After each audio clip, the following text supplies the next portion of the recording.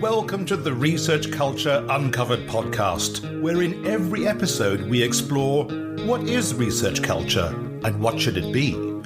You'll hear thoughts and opinions from a range of contributors to help you change research culture into what you want it to be.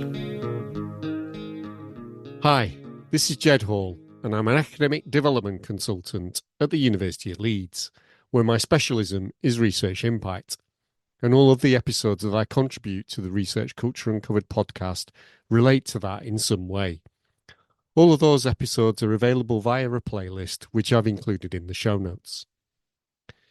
One area of research impact that nearly all academic disciplines can pursue is policy impact, because policy at all levels, from the very local to international, affects us all in some way.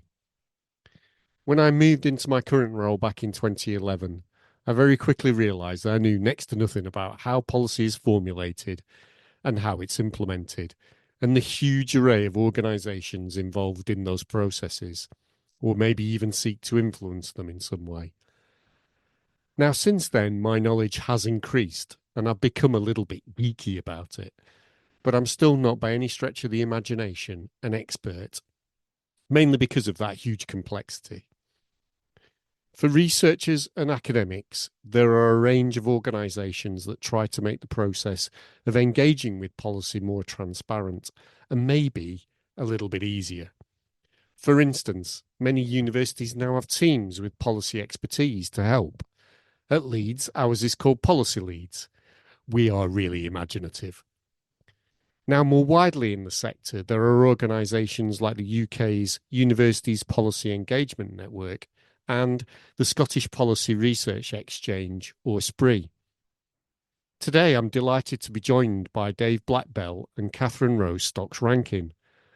Dave has a background in environmental and science and has worked in the Scottish Environmental Protection Agency, various universities and engagement and research roles, and he joined SPRE in April 2021 as its network and learning lead, before later becoming its co-director in May 2023.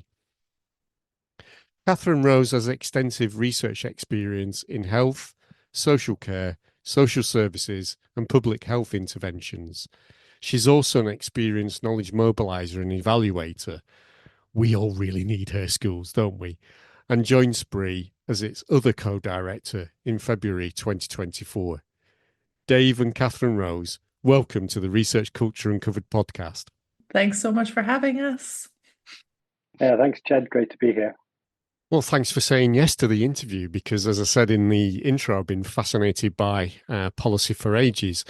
And that means I've also been fascinated by the array of actors and organisations that are part of that ecosystem. So to help our listeners kind of situate where SPRE is in that ecosystem, Dave, as you've been with the organisation for the longest, maybe you could give us a potted history of SPRE, and then maybe CR, if you could follow up and tell us a little bit about SPRE's aims and the kinds of things you get up to. Great. Yeah, thanks, Jed. So SPRE, as we call the acronym, was created in 2019. It launched, I think, just shortly after UPenn launched as well. So part of this growing area of intermediary organizations to support capacity for research policy engagement. The founding director, Nick Bibby, was led the organization until 2023. A lot of what we've done is to work within Scotland, primarily in support of academics and universities, through training, through mentoring, through other forms of direct advice and support, to encourage them and to provide resources and insights, including digital tools we've developed to support their policy impact and engagement. We've also worked very closely with a variety of different policy institutions, most notably Scottish Government, Scottish Parliament, and various local authority organisations. But we've also had engagement and collaboration across the UK as well. And on the policy side, a lot of what we offer and support is, insights and advice about how best to engage with academics, but also some of that brokering role as well. So we've developed quite a relatively large network for this field, but also a very close relationship with this network, where we sort of cast a net out wide through, say, a call for expert, or through collating and sharing all of the current inquiries that are published across the devolved nations for policy institutions. And through that network, then they pass it on across their network and with their localized expertise to find, I guess, the new voices, as we like to call them, the right experts, to then engage with those policy processes or people who want, say, less formal conversations with experts as well. I joined in 2021. I guess I was bringing a lot of energy and enthusiasm from what I'd learned through various different roles, including, as you mentioned, policy in Scotland, a lot of international development research projects and other large interdisciplinary research programs really aimed at producing knowledge to influence societal change more broadly, but particularly around policy and practice change. And I guess a lot of the ideas that excited me, that I brought into my role, was really thinking about the implications of what we know about complexity. This is a complex relationship between science and society, between research and policy, knowledge and action. And part of that complexity is awareness that not only do we want to encourage academics to speak truth to power, but we also need to attend to and understand and navigate the ways in which power shapes that so-called truth as well. So there are processes that affect both the production and use of knowledge and the mobilization in between, that we can really learn from expertise and evidence ourselves. So we really started to develop our thinking around what role SPRE can play, what messages we were communicating to policy and practice and knowledge mobilization audiences, and what resources and support we could provide. Through some of that learning, and I guess through our development and maturity, we shifted from becoming, I should have said at the beginning, actually, we established as part of the Academy of Social Sciences as a sort of pragmatic way to create SPRE as a project, a bit of a startup. Since we had this model and our thinking a little bit more developed, we decided that a better fit would be for us to be an independent charitable organization. So in 2022, we formally constituted as a Scottish incorporated charitable organization. We engaged then in a process largely helped by working with an expert consultant who was brought the expertise we were looking to bring in on these critical perspectives we've been engaging with, particularly intersectionality as a lens through which to understand complexity and power, as well as having expertise in third sector governance, in recruitment, and setting up these sorts of organizations. So we worked with this consultant called Brianna Pagado to develop a bit of our thinking about our mission, vision, values, to engage in a recruitment process that reflected that, to hire a new board of trustees, establish our new governance setup. And then once that new board of trustees were in place, we pitched and refined and committed to this new direction of travel, which internally, I guess, and externally, just to share it through our processes, we're referring to as a values-led intersectional praxis. But I realize that's a lot of jargon.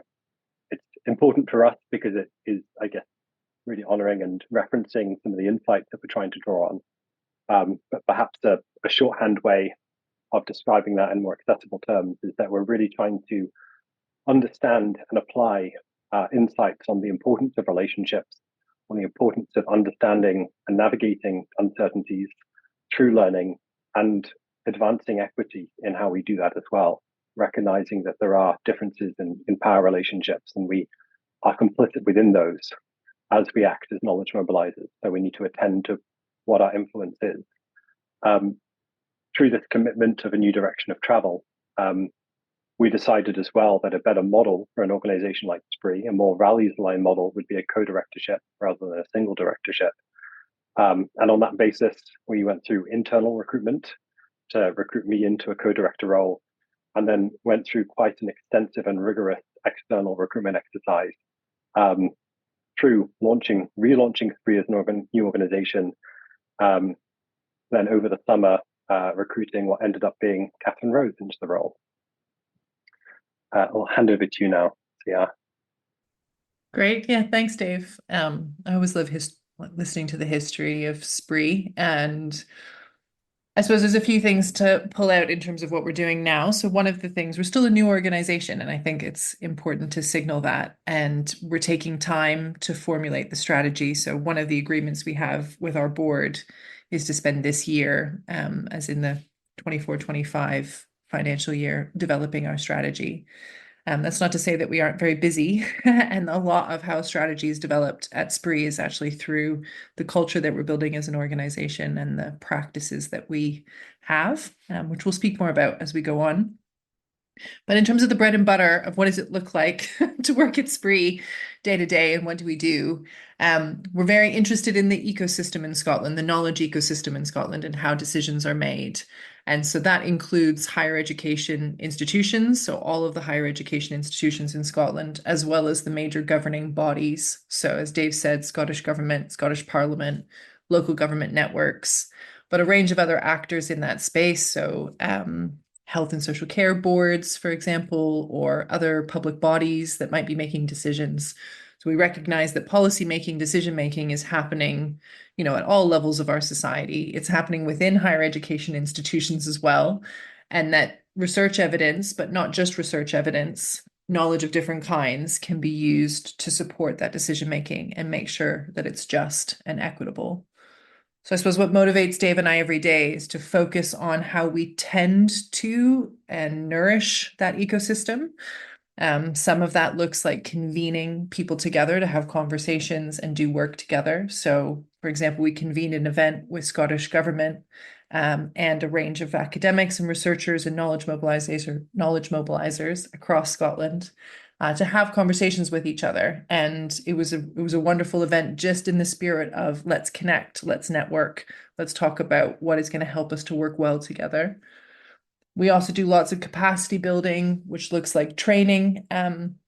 So we support academics and knowledge mobilizers in universities to think about how they can go about engagement, think about impact, embedding impact into their work, think about different practices of facilitation. So there's lots of that, which is about support for people trying to do this engagement work. And one of the things we really emphasize is that this is a career-long practice. So we offer capacity building training support at any range of career stage, and try to tailor it as best we can to the context that people are working in. So that might be the specifics of their academic institution or the kind of policy work they're hoping to engage in.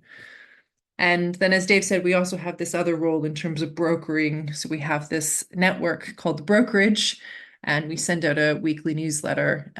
But it's a wonderful network. It's really engaged, and people do a lot of amplification. So we also get asked to share information or put calls out for opportunities to engage with Parliament or government through that network. And maybe a final thing to say is that we try to model what we think the ecosystem could do more of. So Dave and I really emphasize learning, reflective practice, the values work that Dave spoke to with Brianna. Shout out to her book, which we can put in, Make Good Trouble. There's a lot of people in Scotland doing this work, and we are just trying to be part of that activity. And so we try to model as best we can what it looks like to work in an organization that's very intentional and aligned, that puts values at its heart, that thinks about equity and justice.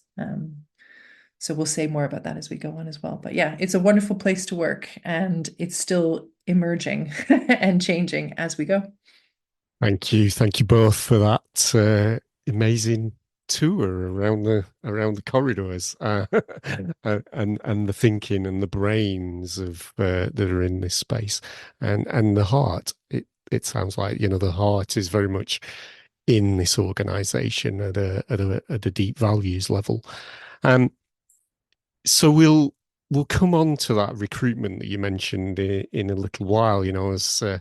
I was fascinated by that, but we'll leave that for the next question. But I just kind of wanted to kind of situate for people who are outside the UK, maybe, in terms of the Scotland Act that started modern devolution in the UK in terms of kind of returning powers, I guess, to Scotland after the Act of Union 300 odd years ago. So that this first Scotland Act was passed in 1998, and there's been a few since then that have moved powers back towards Scotland. So the shape of its kind of government and the parliament and the civil service that support the government are actually relatively new, especially in comparison to the UK government and its civil service. And I can't remember who said this, but I heard it in one of those events that we go to kind of go, how does academia and policy work together well? It was on one of those events, and it said that relative newness, because the ossification of the culture in the UK government, we're being much older, more established, and these are the ways we do things, just hadn't really, is still happening in Scotland.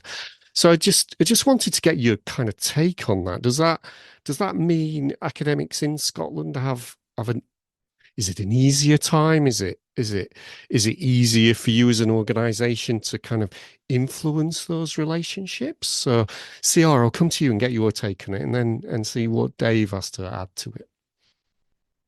Great. Yeah, thanks. It's a great question. I suppose there's a few dimensions to this that I think are helpful to highlight. So one, anybody who works in the Scottish context also, of course, is working in the UK context. So one of the things that we always say when we're working with researchers or academics, people trying to engage in governance, is that we have two governments, two parliaments, and it's important to understand the distinctions between these and the powers that are reserved and the powers that are devolved to the Scottish government and parliament. So there's something about the both and in Scotland where we're always holding the reality. Of course, we just had a national election, so there are, of course, representatives from Scotland in the UK Parliament. There are a number of policy issues which are retained by that Parliament and by the UK government, which we need to be aware of.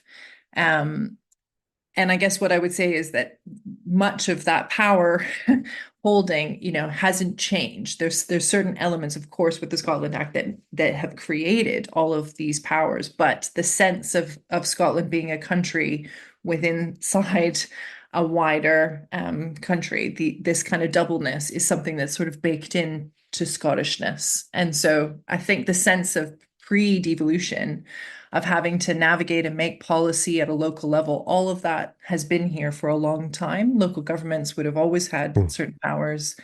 There would have always been, health organizations or other organizations, public bodies, things like that predate the parliament. So universities as well, of course, are very old. So University of Edinburgh, these institutions are very, very old. And have a long history and have continuously engaged, I suppose, with policymaking and governance. So there's something that we like to do, which is to slightly trouble there is a little bit of a conversation that sometimes happens about Scotland, about it's smaller, the parliament is new, the government is new. Is it more progressive? Does it mean that everybody knows each other? I think to a certain extent there is an element of that, but I would say there's these caveats that I would put around it, which is that as soon as you start to travel up into Shetland or Orkney, there are a whole set of communities in Scotland who don't necessarily feel that it is closer or easier to engage with the government and parliament. And that for them, local government, regional actors are the most important and most dominant players. So I would say that, and I would also say there's a very interesting conversation happening right now about, we've just had the kind of 25-year anniversary of the Parliament. So there's a lot of thinking about what is it like to now move beyond, this quarter century mark, and that there are people who work in the Parliament who still remember it being built, who are part of the foundations of creating what it is now. And, within the next 10, 15 years, some of those people will move on and retire. And there'll be a new cohort of people who don't remember that. And that's a very important phase of organizational development, which, of course, within central government, that has long passed. So there is still a freshness, but there's a history that freshness sits within, that we need to attend to in terms of context. And I think that's always something that we're trying to hold at at SPRE is the complexity and how people can see things from multiple angles and hold multiple layers, so that nothing is quite a straight shot of I can just walk down the road to the Scottish Parliament and the door will be open to me. It's sort of both and that story. Yeah, I remember when I spoke to Faith Welsh in an earlier podcast, she was talking about that kind of size of country issue, and she was saying that sometimes it feels like there's less degrees of separation between you and it was Jacinda Ardern who was the Prime Minister at the time we recorded that episode. But but interesting, I think there's still, no matter how big or small, complexity is still, even if you had two humans talking to each other, there's still complexity there. So, I think that's important to mention. Dave, I'll come to you in terms of your take on that. Yeah, I mean, I really agree with all the points that Diaz just made. I think that is an added complexity on top of our smallness, is that the duality of our position in the UK.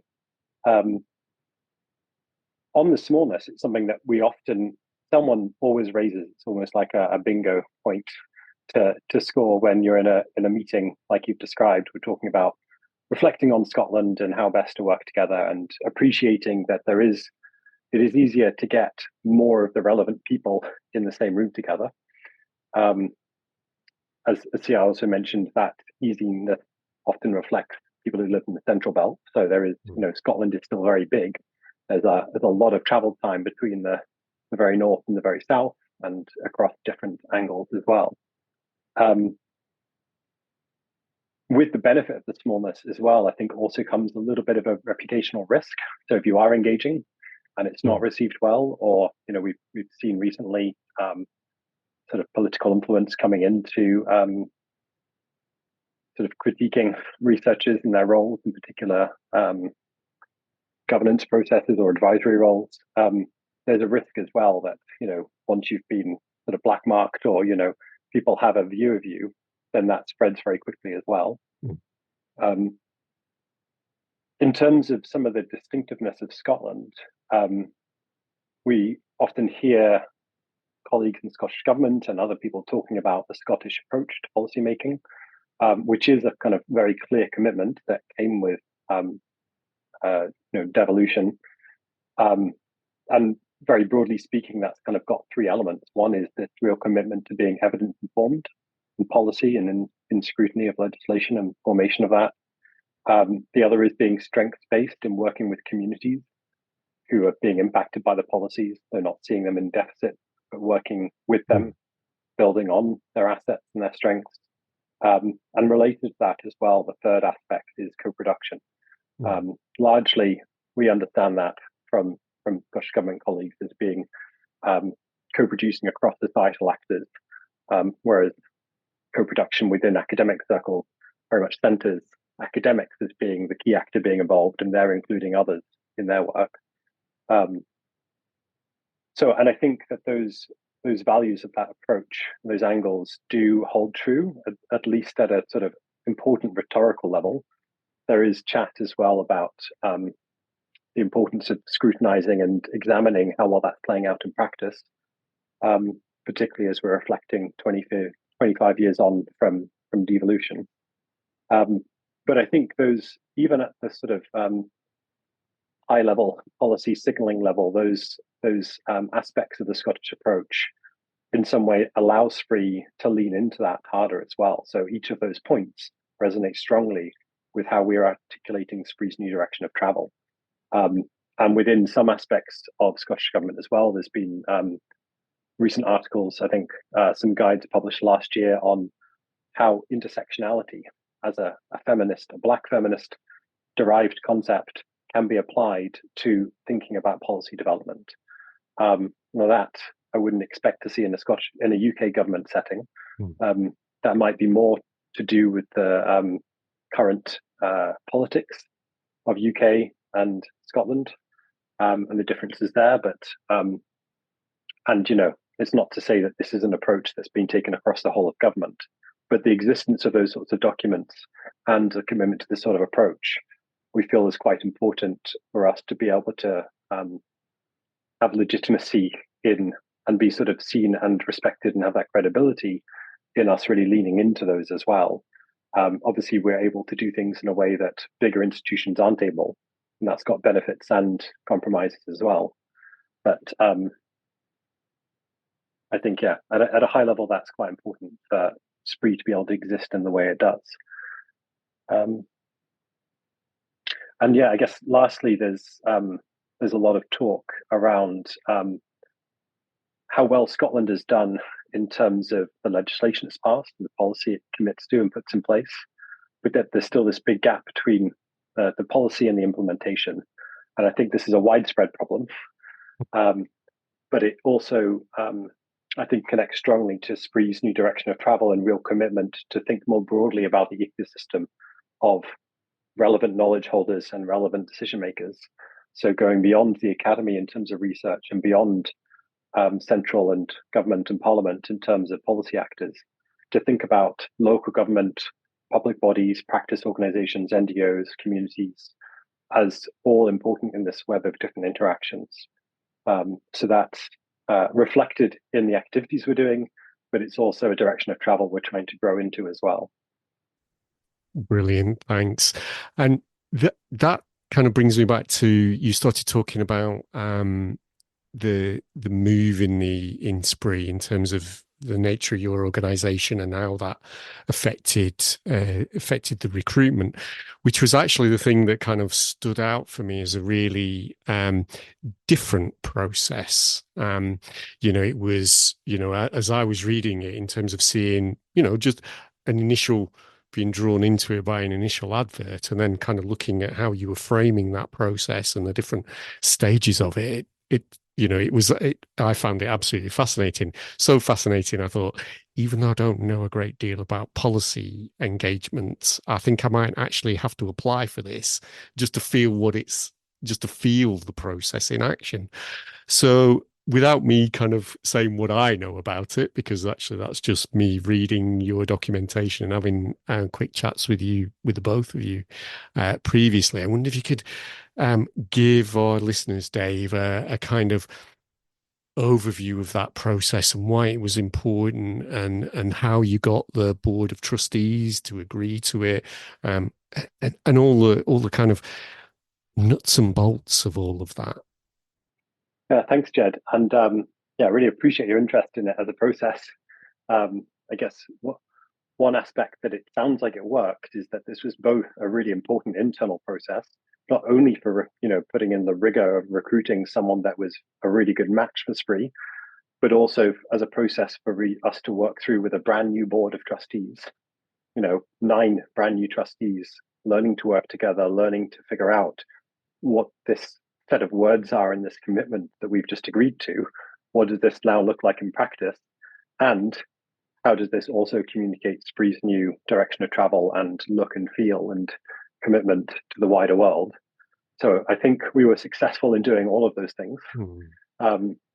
It had origins in our shift to become a SPRE, a charity, and in our sort of experience of recruiting our board of trustees. So a lot of the thinking and our experience of trying to embed those same values and thinking into recruiting a diverse range of people who are aligned and committed and will bring challenge and difference into the organization. And that really set us up, I guess, the thing I really appreciate about SPRE is that it's both a new organization and it's established.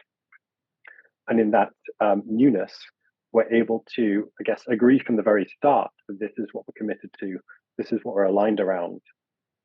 Whereas I think both DR and I have, and I think most people that work in this space who are committed to, trying to advance equity and knowledge production, mobilization, and use. Normally, you're in a position where you're having to advocate that this is an important thing to do, and then do the best job you can to start shift thinking and practice around it. We were lucky that we were starting with a group of people and an organization that was de-risked enough that we could say we're going to commit to this from the start, and the challenges are, how do we do this well? and how do we learn our way through that as well? So we're not trying to be perfect. We're trying to embed this kind of auto correction, or not necessarily auto, but bringing in voices from people that we're engaging with and trying to connect with to influence how we correct ourselves and improve. Some of it in terms of the process just timed in with when I stepped into the new co-director role, when we were relaunching, and when I was about to go onto paternity leave. Some of that meant that the first step that we did all this thinking about how should the board think about whether or not to recruit me into the role, and the standards against which I was being assessed, and then how do we adapt and apply those same standards and improve those standards for external recruitment. So there was a bunch of work that went in before we launched this that kind of got tested out on me. We then had this slightly awkward period of me being off for 6 weeks. So what do we do in that meantime? And suddenly it clicked that actually that could be quite an important step in our process to put everything out there, just kind of be transparent and accountable to what we're trying to do, and say, please give us feedback. If you have thoughts on this, influence what the criteria and what the process should be. And for putting in place mechanisms that people could do that anonymously as well. And really try to be clear and authentic in how we are communicating that to, I guess, signal as much trust building as we could to allow people to feel confident that if they were to give us feedback, we would listen and adapt accordingly in a responsive way. So a lot of that is in the nuance as well of how we show up, how we communicate, how we create, how we hosted our relaunch event. And then there was a series of other steps that I won't go into the details of, but I think you can see it all on our website. We've not taken it down yet, including, like an interview with me, with a trustee. I really felt it was important that in recruiting a co-director that felt equal, that how do we account for the fact that I was recruiting them, or as part of that recruitment process, that I'd been in the organization for longer. So there's kind of power I hold in that knowledge and that position. Reflecting my own positionality as well as someone who ticks a lot of the privilege boxes, trying to become a leader in a space where we're trying to decenter privilege in a lot of ways and center the margins. What would it take for someone to have confidence that I was someone that they would want to work with, and that give them a chance to assess me as much as I was assessing them? And I guess some guiding principles through all of this was around transparency, accountability, and accessibility, to allow people to fully engage and understand as much as they could about SPRE, as well as us about them, in a kind of, as much as possible in this sort of situation, a more equal exchange of assessment. And then perhaps finally, making sure that, understanding that there are severe limitations in a typical process of handing in a CV and a cover letter and then having a single interview.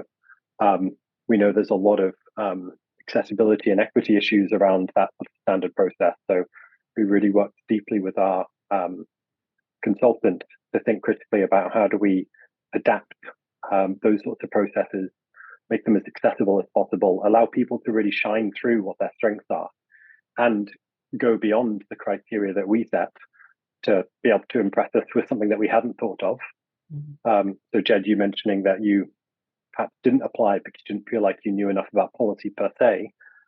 One thing perhaps we didn't do well enough is sort of signal that it's not only the knowledge that matters, it's the practice that you bring in, it's the wider expertise about the processes, because the facts of the matter can be learned, but also there's too much to learn. So we understand the context of policy in Scotland and the UK, not only from the knowledge we hold, but from the relationships we hold and our ability to engage with people and learn from them as well. So if you'd mentioned that to me, I probably would have encouraged you to apply regardless. Yes, that transparency was one of the things that just absolutely shone through when I saw the advert and the amount of material you'd put up via Google Docs. You did it via, didn't you, initially?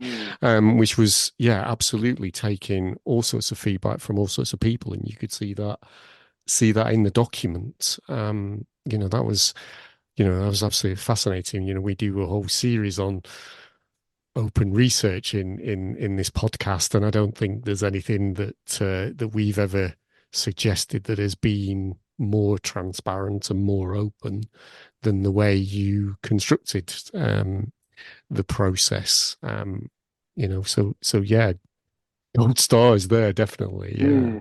Thank you. It did feel, it was a little bit felt a little bit unsettled, a bit nervous, putting so much of ourselves out there to really encourage that level of scrutiny. But I think we also received such wonderful engagement and feedback from that as well. There was not only have I reflected this same comment, but others in our board who were reviewing the applications. But it was an emotional process to read it. Like, some of them really touched me, that really made me feel teary, because of the depth of commitment and wholeness in which people were showing up, even in just sort of the application stage. So it was a bit scary, but I think it was really, really worthwhile. Yeah, and I just want to kind of emphasize that that congratulations on that, because we've internally congratulated ourselves in terms of releasing questions in advance, and you kind of go, what you did went to a whole new level, way beyond that, in terms of even having a handle on what the person being interviewed has probably been able to comment on the direction of what the questions and the activities in the process would actually be. So that even more definitely live in those co-productive values. So CR, what did it actually feel like as a person applying, as I was too scared to do it? Yeah, I suppose a lot of what Dave has said, yes, is mirrored in my experience. But yeah, I suppose there's a few things to pull out. So, I mean, there was a range of information out there. The resource that leapt out the most for me is this document, this Google Doc, a values-led intersectional praxis, which is SPRE's new direction of travel, and it was launched, as a document that people could comment on. So you can still go to the resource and see comments, some of which are older now, but it's this kind of work in progress. And so there was a few things, I suppose, about that. One, for me, I enjoyed reading something that was still in development, because I guess my vision of a co-director would be, I wanted to come in and still be able to shape something. So I wanted to have a sense that this was malleable, that I could bring my own perspectives to it, that I wasn't coming in to then just deliver a vision that was already agreed, particularly in an organization like SPRE that's very small. There's a few other things. So one of the points that I've made to Dave a few times is that for me, reading through it, there's a lot of references in that document that were things that were dear to me, work that I had engaged with over the last 10 years. So an ethics of care, feminist ethics of care, is explicitly referenced in there, which is a resource that I came across through my PhD and spent many years kind of centered on. Also, lots of this kind of knowledge mobilization or decolonizing knowledge, thinking about equity, lots of the knowledge mobilization literature, the policy literature. So there was something for me about seeing all of these references held together that felt like that is how I think as well. These are the things that I also feel like I've been bringing together. But in a way, honestly, that probably over the last 5-6 years, I felt more and more isolated around. I saw lots of that being mirrored in practice, but maybe not being mirrored in terms of vision and strategy. So I knew people and worked with people who were living out those values and practices, but the idea of centering them in an organization so explicitly, putting them right on the front to say, this is our lineage, these are our anchor points, really felt like a call to me. Like I read all of it and then kind of went away, had another job. So I was debating, would I leave? And then it kept on feeling like this, call back Mm. home, honestly, to some of the founding principles of my own practice. So I think there's something when Dave and I have shared that, I suppose there is something about that goes beyond knowledge, and even values. It's the combination of things, knowledge, values, practice, culture, Mm. um, that really felt like that was what I needed in order to be able to move into something else. And I guess there's a few other things that I also clocked early on, so there is something about an organization that's new, that's only got 2 employees who are both the co-directors. There's a certain amount of risk Mm. to coming into an organization at this stage of its development, as there was risk, of course, to go out for co-director. There was a more traditional model that Dave and the board could have chosen and didn't. So for me, there was something also about the way the recruitment, so in the application, there's an invitation to critique the values-led intersectional praxis document. And that was great because I had views on it and thoughts on it in terms of how it was presented or the concepts that were used or how we could push it further. So it meant a lot to me to know that my experience was going to be valued right from the get-go in that application process, that I didn't have to do it's all great, because I wasn't up for that. And I wasn't up for coming to co-lead an organization under some kind of pretense of everything is great, because there's a lot of work to do in this space. And I also just appreciated, I suppose, there was quite an explicit focus on relationships and how relationships underpin the work we do in this space, especially. So not just what have I done, what have I experienced, what do I know, what are my credentials, more traditional recruitment, but how do I go about forming relationships, which has been really important to me and something I've spent a lot of time on, but not had so explicitly focused in an application. So that's even before the interview, so that's the experience before you even get to the interview. And yeah, the interview process was really interesting. We can speak more about that, because I think there was something about the combination of a more standard panel interview with the board. Dave was there as an observer, but not asking questions.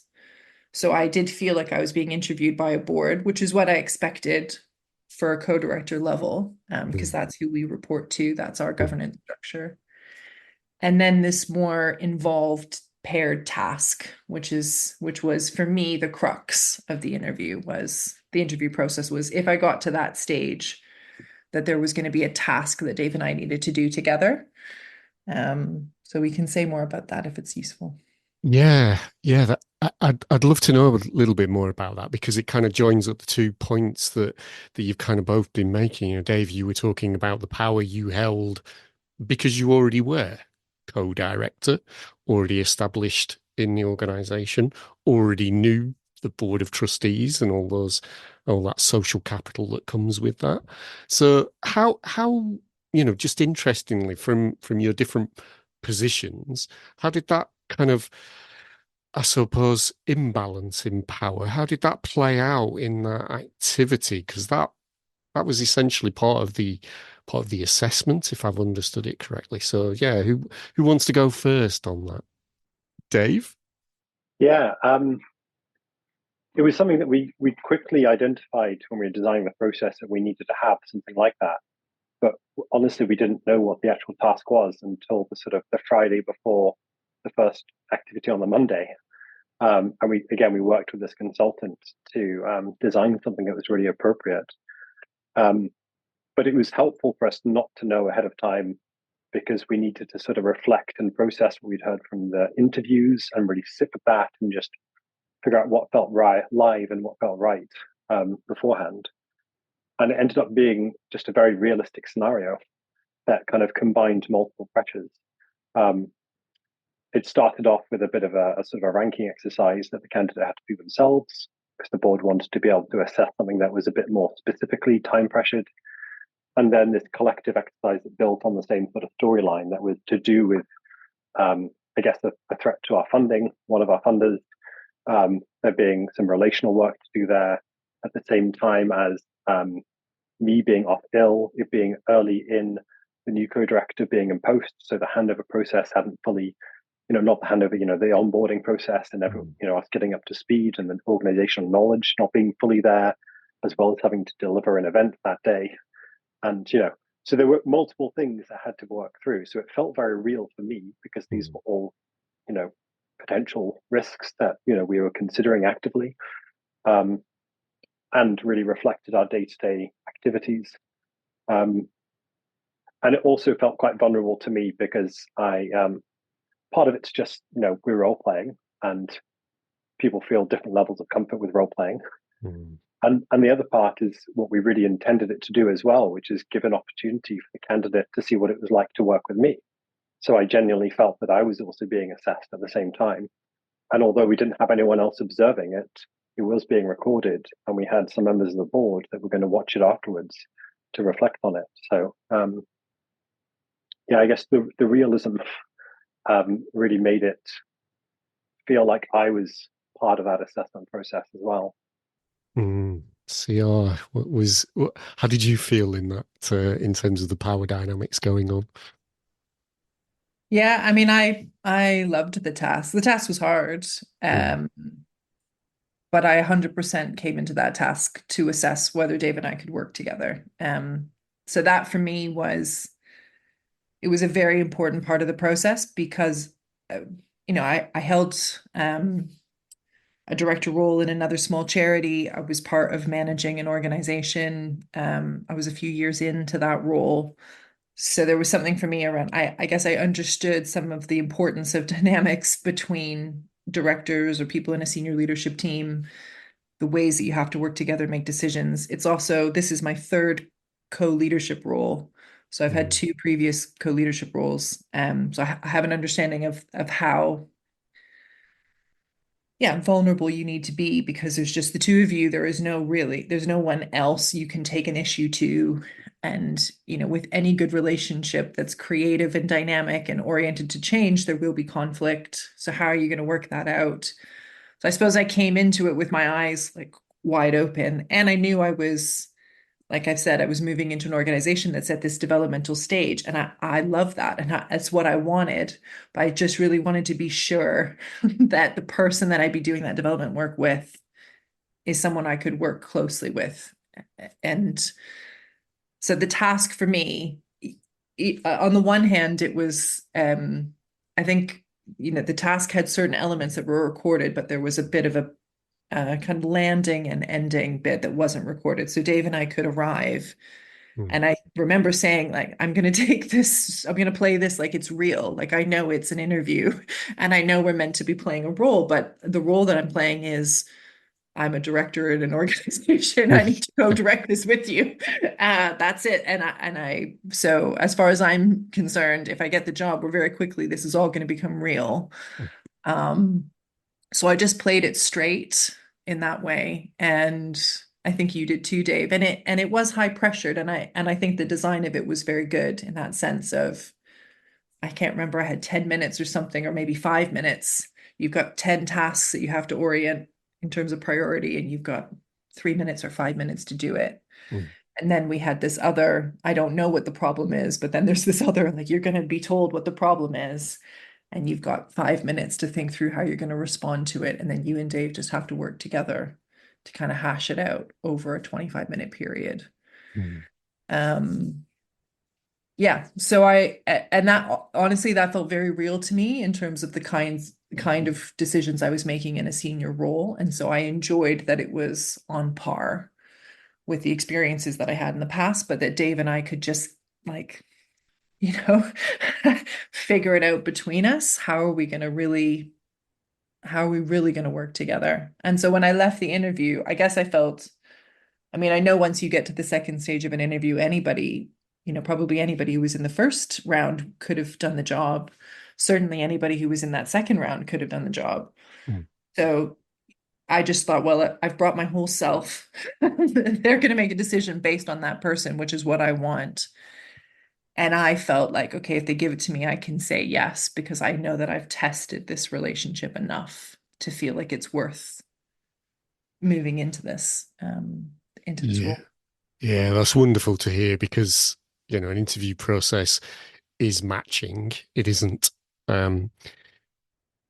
it shouldn't, but maybe nearly always is, that the recruiter has the power. But yeah, there's absolutely the power to say no, when and that should be true, and you need to test your criteria, absolutely, as the person applying for a role. And it's lovely to see that actually being respected by this process. It's been fully respected by this process, so that you could work together going forward, and respect each other and see strengths and weaknesses. I guess that emerged naturally for you during that activity, that you could see that.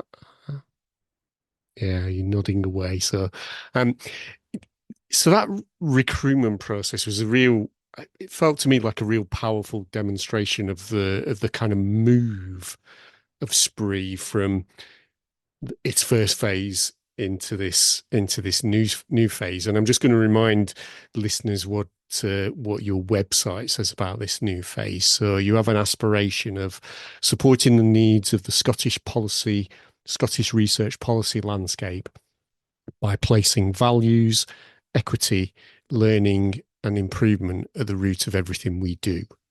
So now that you are working together, and is it February you came into post, CR? Yeah. So since then, we're now in August recording this. So the Olympics are going on in the background for all of us. So now that you're a few months in, 6 months in, how are you actually managing to implement that vision in SPRE? So CR, I'm going to come to you first, as just to make sure everybody knows you've got the power. Yeah. Well, I suppose there's a few things that feel quite important. So maybe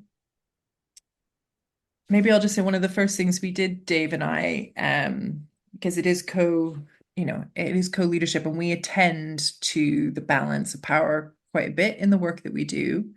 It doesn't mean that we have to do everything the same or everything needs to be exactly equal. Like, that balance is from an equity perspective of we've got different strengths and energies and abilities, and we try to play to those strengths and support each other in the stretch space. But one of the first things we did was tell each other our origin stories of how we've come to be in this work and in this role and at this point in our lives. And we spent a whole day doing that. We did it online, and we had a long break in the middle for a walk and things separately. But I think there's something for me, I think beginnings are very important. So how you begin something and what you put in at the beginning, carries through, and what you don't put in usually is missing in some way throughout. So I think for me, the living through of those values of thinking about learning, of thinking about improvement, about thinking about equity began in that first piece of work.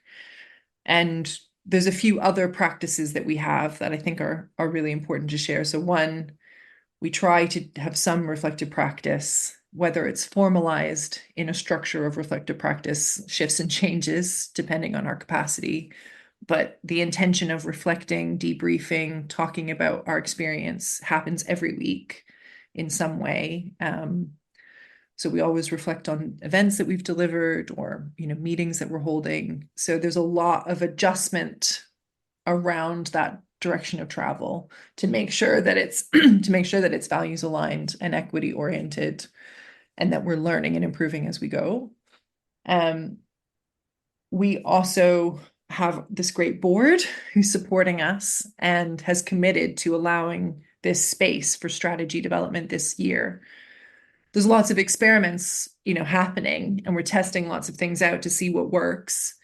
But we have a dedicated working group that's meeting this summer that's helping us think about our strategy and our impact. And one of the first thing we did in that working group is we took some of the kind of offering that we have out the way when we're doing capacity building with academics and knowledge mobilizers and researchers, and we brought that in. So we have these 3 key messages that we try to land with people when they engage with us about having a focus on purpose, making learning your strategy, and most importantly, starting where you're at. So we did a piece of work with that working group where we just said, we're going to start where we're at. These are the experiments that we've got planned. This is the program of work we're going to have for the autumn. How is that work strategy aligned or values aligned in terms of how we've conceived of that strategy so far? So that feels great. And to have people who we can really kick those ideas around with. The board performs a very important governance function, but the working group sits outside that governance function and allows us to be in a more creative space, which is great. And to have the expertise of the board come in to the strategy development is very important. And then maybe a final thing to say is that we're still working, it's just Dave and I at the moment as the kind of central employees, but we also work with consultants. So Brianna Pagotto is continuing to support SPRE, focused explicitly around diversity, equity, inclusion, and will probably help us with some of our policy development. So that's a bit about organizational foundations and learning.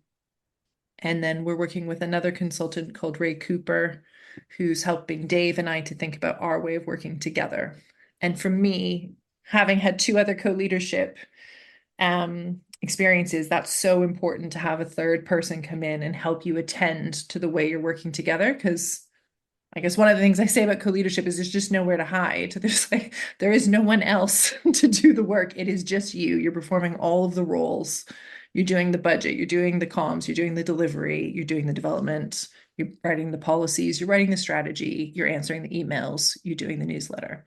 So if you don't attend to how you're working together, like any partnership, it'll start to fracture. Yeah, so I guess that's just some of the kind of under the hood, so to speak. I guess picking up your question about what's at the root, this is some of the foundational work. But yeah, Dave, you can say more about how we're working. Yeah, thanks, Sia. I guess some of the really the practical ways in which the benefits of that work really shows up is really nice for me to see and experience, because I guess I've got the before and after snapshot within the same organization. And in a lot of ways, a lot of what we're doing is the same. We still deliver a lot of training, but the way that we deliver training has really shifted. So not only are we spending more time being very intentional, reconnecting and building the relationships up with the people that we're delivering training with and we're asked to deliver training for, really attending to understand their context and adapting things to fit the needs and the purpose they're looking for out of this. But also when we're in the session delivering it, after all of that design and pre-work, we're really shifting it from the typical training approach, which is often, 75% of talking at people and then 25% of a bit of a Q&A. We're really sort of, I guess, decentering ourselves as the only experts in the room. We're providing short, sharp provocations that is trying to sort of stimulate. The purpose of that is less about, really the knowledge we're trying to transfer from us to the participants, but it's more trying to pique interest and understanding and provocate new thinking in order to elicit better quality of conversation amongst the people in the room, to then undertake a series of sort of exercises for people to reflect on questions together that explicitly works from questions about what are their strengths, recognizing that this work, this in-between space that we're all doing. Jed, I think you've actually published on this, what are all of the skills and capacities that you need as a knowledge mobilizer? And what did you found something like 80 different categories of? I can't claim that. That was Julie Bailey, David Phipps, and the first name of the person eludes me, but I think the surname is Batak. I've never met that person. I've met David and Julie, but yeah, that competency framework we use a lot at Leeds to try and get people to think about their impact roles and what they need in their team for impact. Maybe I've just heard you talk about it then, but anyway, so the point being that we already have a lot of strengths, a lot of skills, particularly as researchers, that you can then apply to the practice of knowledge mobilization, of influencing and engaging with policy. So we really try to work from that base. understand also where are the opportunities in their context they can engage with, where are the networks of people they can engage with, and then how do they really set clear intentions, understanding the values and the incentives they're engaging with, both within them and in the context they're working in, the dilemmas and the tensions that those can raise, and then how do they understand approaches to making learning their strategy. So we provide a lot of then resources and excellent guides that other people have produced or we produced ourselves, and other offerings and opportunities that they can intersect with SPRE and the host institution to get further support along that journey. So it's not only enabling the learning, the co-learning, and the recognizing of people's strengths within the session, but also trying to set people up for this ongoing practice, recognizing that any point of intervention we have with a group is never sufficient. We're only this kind of moment, maybe an inflection point on a trajectory. But how do we build our support up in a way that allows people to kind of bounce between different opportunities for support as well as opportunities for engagement? So on that side, we've really started trying to lean into playing this convening role around how do we act as a point to bring diverse knowledges together and apply our combined expertise then around designing and facilitating and learning from these sorts of events. I mentioned one particular series of events we've been doing with Scottish Government recently. So it's that, we're moving away from being kind of the experts in the room to being the conveners and the facilitators of co-learning. And then how do all our different activities start to weave together to support these different journeys across different career stages and depths of engagement? All of this work that we do in and around that is necessary for us to be able to attend to that with a lot of rigor. And rigor is a word that we keep coming back to in this kind of everyday practice sense, where we're really trying to embed ideas and ethos of an ethics of care, attending to these relational needs. And I guess just maybe one other reflection is that I've really had this felt shift in terms of the quality of the conversation and engagement that CR and I have with each other, as well as other people that we work with, where it's not just this sort of rational and objective approach that we're clicking into, that we're using. This is the kind of the currency of the space we work in, but we're really showing up and noticing and learning from our emotions and from our embodiment about the activity. We often talk about, what do we have energy for? What don't we have energy for? That can really guide us in terms of how we're prioritizing our tasks during the day, across sort of the seasons of work that we do, as well as how we're splitting tasks between us. And noticing the reactions that we get from different interactions as well as the guiding sense that we also engage our brain and our critical thinking to make sense of. So it's this, we often talk about shifting from technical ways of making sense of the work we do to more relational ways.